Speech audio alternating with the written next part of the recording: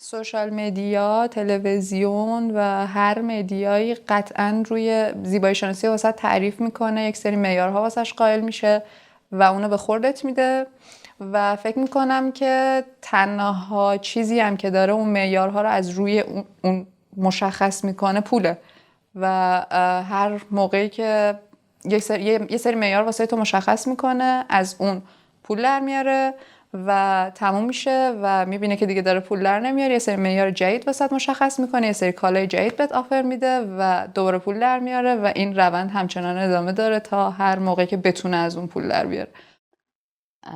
فیلترهای فضای مجازی خیلی میتونه آسیب زننده باشه، مخصوصاً تو یک سن خاصی.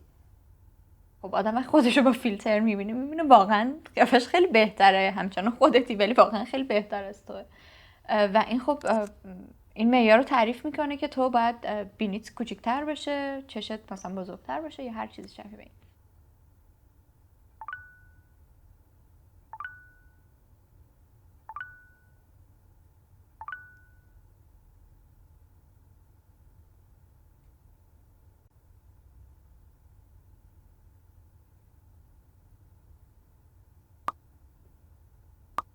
من 1 سال و نیم 2 سال پیش که واقعا حس میکنم که واقعا به شکل اعتیاد استفاده میکردم از فیلترهای اینستاگرام، ولی یه فیلتری بود که نمیدونم اون دوره حس میکنم من صورتم خیلی ریخته بود بیرون، بعد یه فیلتری بود که پوستو خیلی صاف میکرد، یعنی هیچ کار دیگه نمیکرد ولی پوستو صاف میکرد، از اون خیلی استفاده میکردم و به نظرم خیلی آدمو مصنوعی میکنه، یعنی یه جوری مصنوعی میکنه که از اون ور خیلی به نظر من غیر زیباست، به خاطر همین الان فکر کنم دیگه استفاده نکنم.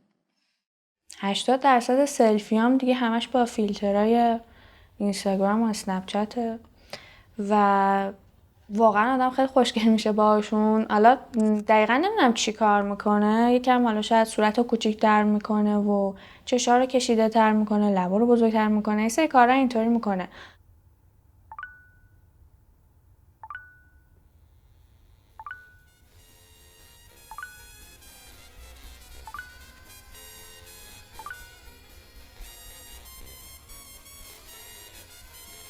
پارتنری دوست شدم که ایران زندگی نمی‌کرد و لانگ دیستنس ما با هم دوست شدیم و تمام تایمی که من با این آدم عکس و سلفی و هر چیزی از خودم رد و بدل می‌کردم با یک فیلتر خاص عکس می‌گرفتم.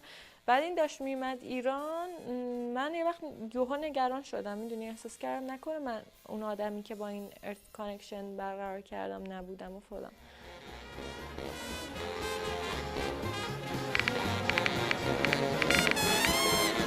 Clever tricks to make yourself look prettier. Facelift makeup tutorial.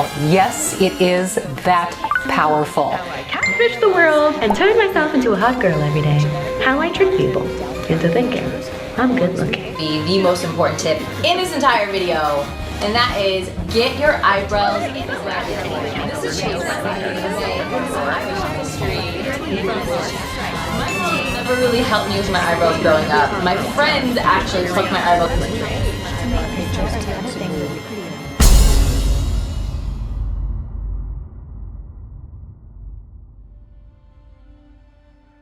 وقتی که ظاهرم خوب نیست هم خیلی خجالتی میشم، هم کلا سعی میکنم آدم زیادی رو نبینم.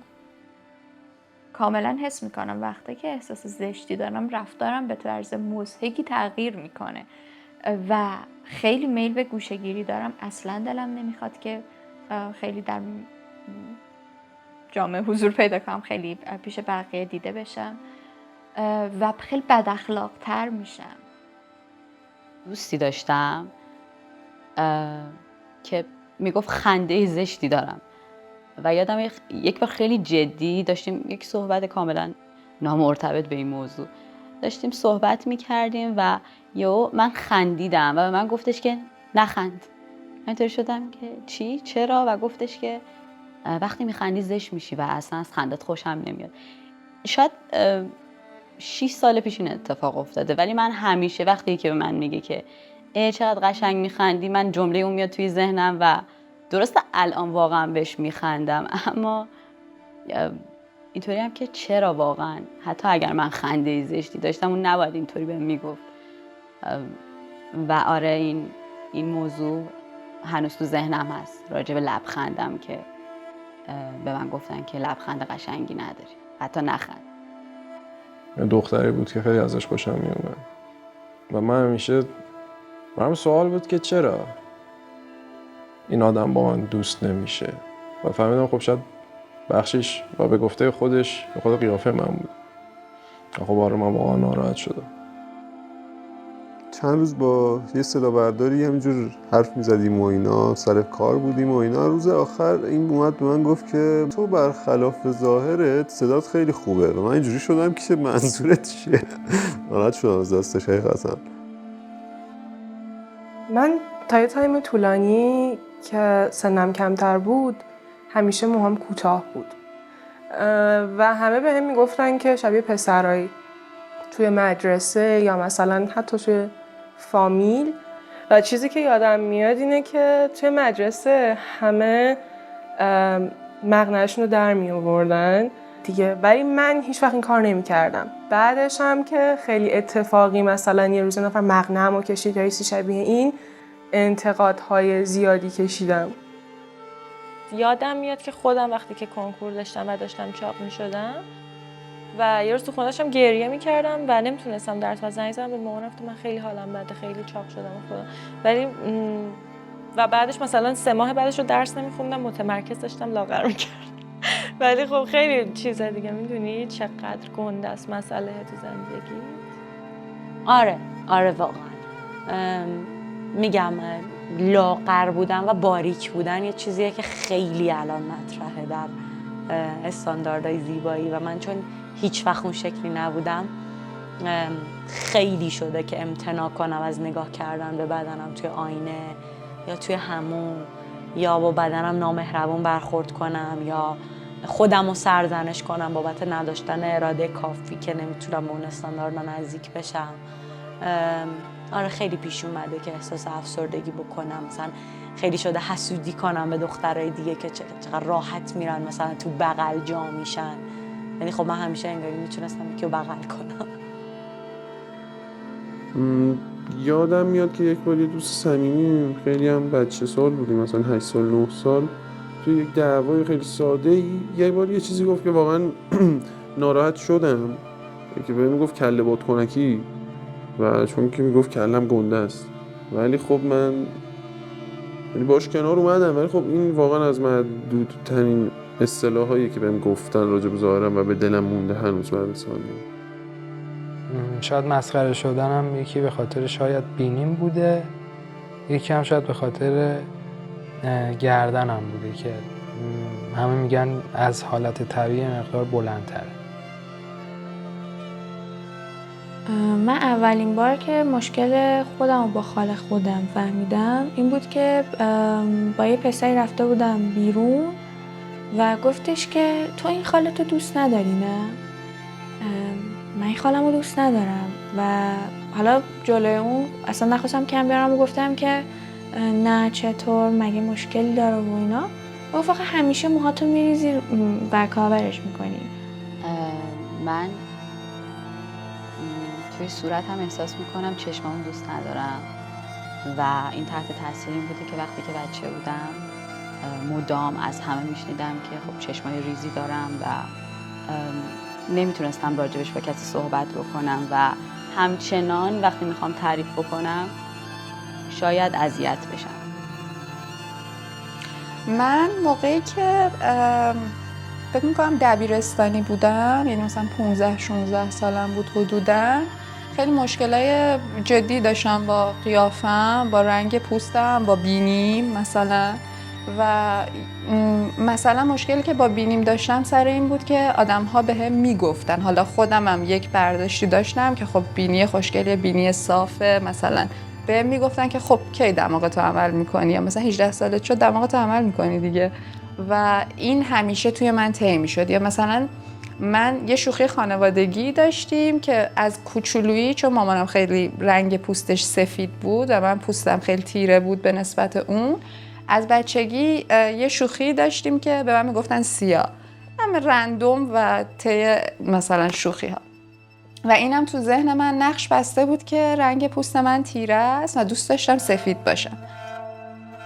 یه زندایی دارم که این بزرگوار منو میبرد مغازه‌های طلا فروشی که مثلا برای خودش میخواست انگشتر بگیره و براش خیلی جالب بود که مثلا من که یه دختر 10 ساله بودم انگشتم از انگشتر اون سایزش بزرگتر بود و انگشترا رو میداد من تست کنم و تو انگشت من گیر میکرد و براش جالب بود و خنده‌دار بود این قضیه. و من همیشه فکر می‌کردم انگشتای خیلی چاق و زشت دارم و اینو تا الانم بهش باور دارم. با دوستای خواهرم رو دیدم، خواهرم رو که در دوران نوجوانی قدش بلند شد دیدم، خب نسبت به اونا خیلی قدم کوتاه‌تر بود. بعد حس کوتوله بودن و حس دیده نشدن داشتم و اینکه آره اینکه مثلا خواهرم خیلی خیلی از من متناسب تر اندامش، حالا متناسب به معنی اینکه لاغرتر و بر اساس معیارها زیباتر اندامش. خب خودم رو با اون مقایسه میکردم و حس میکردم که چاقم. یعنی من وقتی میرم مشهد که خانوادم اونجان حس چاقی دارم، در حالی که تو تهران که دوستا من و اندامهاشون یه چیزی در حدود منه اصلا حس چاقی ندارم. من وقتی که کوچک بودم کمخونی خیلی شدیدی داشتم و به خاطر همینم همیشه زیر چشمام خیلی خیلی گود و سیاه بود و خیلی صورت لاغری داشتم و همین باعث می شد که هر کسی منو میدید این مشکل من سریع به چشمش می اومد. دقیقا این حس رو به من انتقال می دادن که خب خواهر تو زیباست و تو زشتی. همیشه من با اون مقایسه می شدم و خیلی وقتا گریه می کردم تو اتاقم، وقتایی که از اطرافیان حس بدی می گرفتم و وقتایی که مقایسه می شدم با خواهرم و حس می کردم که به خاطر این قضیه است که هیچ کس شاید منو دوست نداره.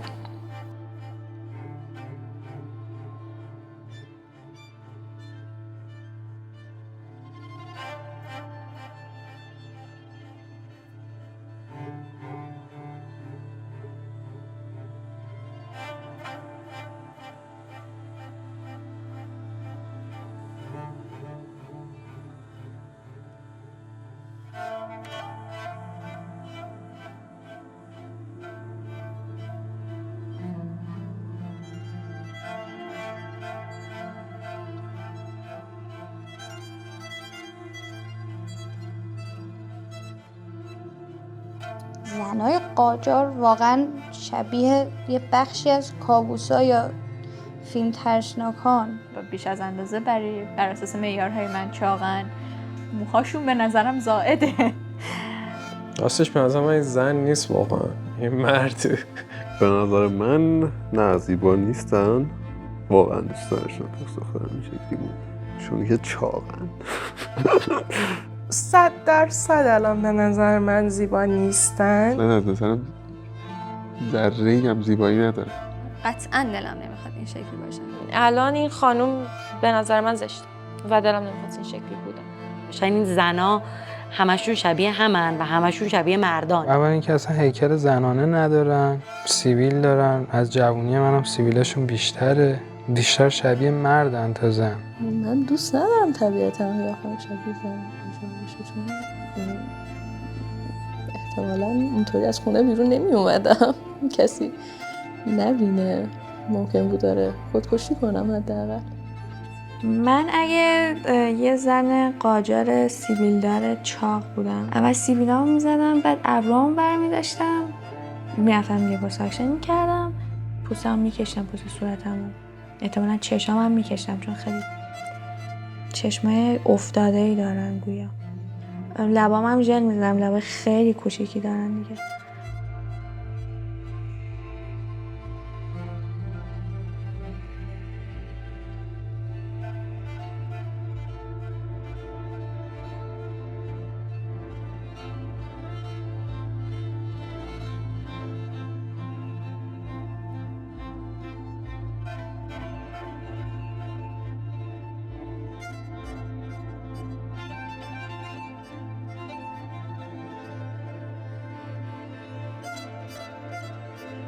من از وقتی که دبستان بودم چشمام ضعیف شد و از اونجایی که میدونستم که با عینک زشت میشم همیشه از این امتناع میکردم. به هیچ کس نمیگفتم که من نمیتونم تابلو رو ببینم، فقط به خاطر اینکه میترسیدم عینک بزنم و از دید بقیه زشت به نظر بیام.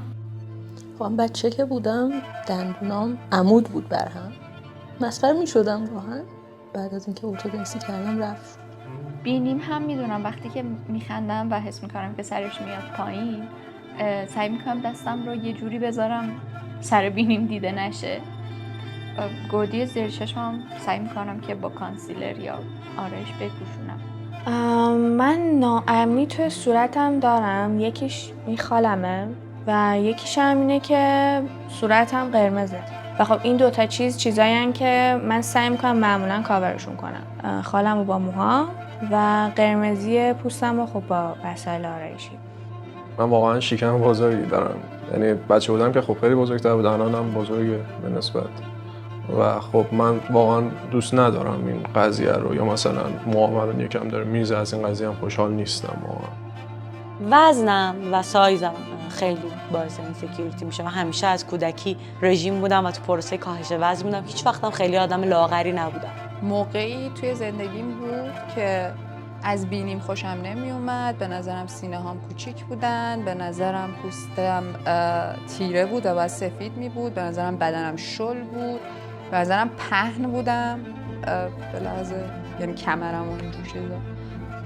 5-6 سال پیش اوایل دانشگاه دندونم خیلی برهم ریخته بود و هی سعی می‌کردم که یه جوری حرف بزنم که اونا دیده نشه اون به هم ریختگی اون قسمت. سر اون خیلی اینسکیور بودم. فکر میکنم بیشتر از همه بدنم باشه. از همون اول از سمت خانوادم، دوستام توی مدرسه، تو ناخودآگاه خودتو ارزش گذاری میکنی دیگه، میری روی وزنه و اینجوری که من این عددم، همین. احساس میکنم که زیبا نیستم. احساس میکنم زیبا نیستم. من احساس میکنم زشتم و زیبا نیستم. من احساس میکنم زیبا نیستم. احساس میکنم زیبا نیستم. احساس میکنم زیبا نیستم. احساس میکنم زشت. احساس میکنم زشت. احساس میکنم من احساس میکنم زشت. احساس میکردم زشت. احساس میکنم زشت. احساس میکردم زشت. احساس میکنم زشت.